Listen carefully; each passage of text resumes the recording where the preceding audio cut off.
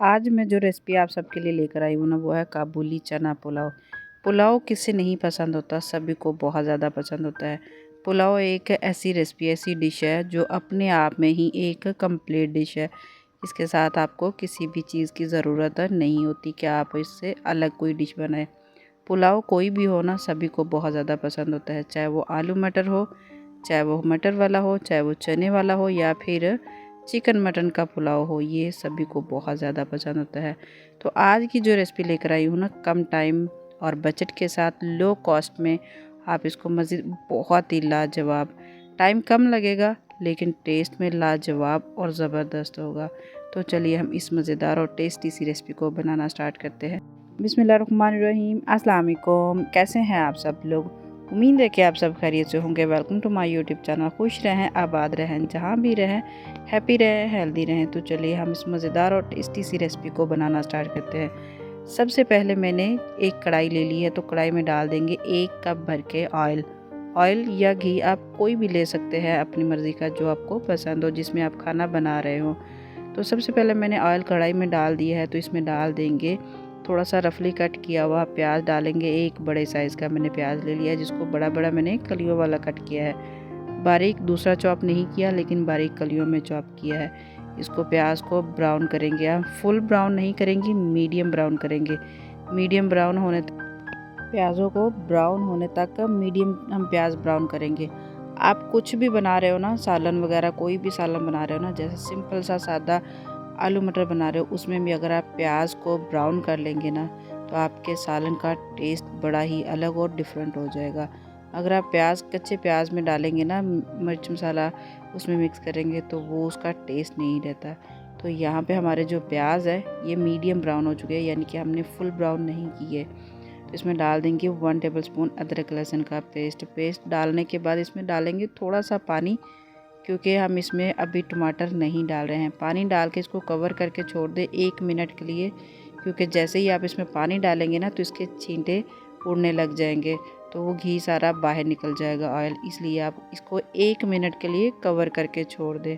तो 1 मिनट के बाद मैंने कवर हटा दिया। देखिए जैसे ही नरम से हो गए, हल्के से प्याज इससे नरम हो जाते हैं और कुकिंग प्रोसेस रुक जाता है। इससे क्या होता है, जब हम पानी डाल लेते हैं तो साथ हम इसमें डाल देंगे 1 टेबलस्पून मिक्स गरम मसाला, जिसमें मैंने सारा मसाला ले लिया, बादियाना फूल, तेज़पात और ज़ीरा, ये सब मसाले हमने ले लिए हैं। तो उसकी भुनाई होने के बाद तो इसमें डाल देंगे 1 टेबलस्पून डालेंगे लाल मिर्ची पाउडर, 2 टेबलस्पून इसमें डाल देंगे नमक हमें कम लगेगा, तो हम इसमें नमक मज़ीद और भी ऐड कर सकते हैं, क्योंकि चावल है, चावल में नमक थोड़ा सा ज़्यादा जाता है पहले की निस्बत। तो इसमें डालेंगे दही मैंने ले लिया है 100 ग्राम, 1 कप। आप जिस दही को डालने के बाद मज़ीद 2 से 3 मिनट की अच्छे से भुनाई करेंगे, यानी कि दही का पानी जब तक अच्छे से खुश्क नहीं हो जाता। तो यहाँ पे मैंने ले लिए हैं चने मैंने 250 ग्राम, यानी कि 1 पाव चने लिए हैं, जिनको मैंने पहले मीठा सोडा डाल के थोड़ी देर पहले भिगो के रखे थे, यानी कि 2 घंटे के लिए, या फिर आप रात को भी ओवरनाइट भी भिगो के रख सकते हैं। अगर नहीं टाइम है तो आप आधा घंटा पहले भिगो के रख दें। गर्म पानी में मीठा सोडा डालेंगे ना, तो बड़े ही अच्छे हो जाएंगे।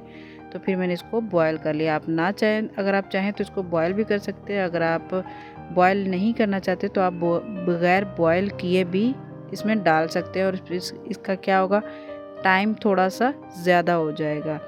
तो चावल मैंने 1 किलो लिए हैं, इनको भी मैंने आधा घंटा पहले भिगो के रख दिया। तो चावल मैंने डबल स्टीम राइस बासमती लिए हैं, आप कोई भी अपनी मर्ज़ी का ले सकते हैं। तो चावल डालने के बाद इसमें डाल देंगे 5 से 7 हरी मिर्च और 1 बड़े साइज़ का टमाटर, जिसको मैंने कल स्लाइसेस में कट कर लिया है।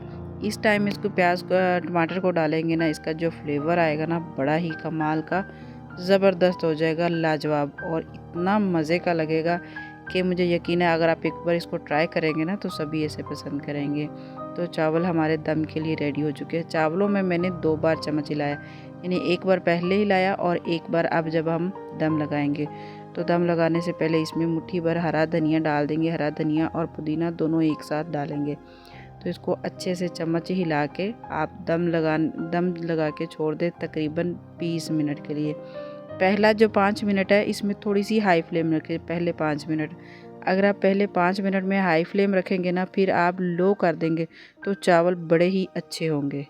تو بہترین اور لاجواب سا ہمارا چنا پلاؤ بن کے ریڈی ہو چکا ہے۔ دم کے بعد میں نے 5 منٹ کے لیے ایسے ہی چھوڑ دیا تھا۔ جب آپ دم سے نکالے نا چاول، تو آپ 5 منٹ ان کو ایسے چھوڑ دیں گے نا تو چاولوں کی اسٹیم اچھے سے نکل جائے گی۔ پھر چاول آپ کے بڑے ہی کمال کے اور اچھے کھلے کھلے سے رہیں گے۔ ایک دم آپ چمچ ہلانے لگ جائیں گے نا تو وہ چاول ٹوٹنا شروع ہو جائیں گے۔ تو ہم اس کو سرو کرتے ہیں، ڈش کرتے ہیں۔ آپ اس کو رائتے کے ساتھ، سادہ چٹنی کے ساتھ، جس کے ساتھ آپ مرضی اس کو چاہے آپ اس کو سرو کر سکتے ہیں۔ اور اتنی بے حد لذیذ، مزیدار، اور بچوں کی تو یہ فیورٹ ہوتی ہے اور سبھی کو بہت زیادہ پسند ہوتے ہیں۔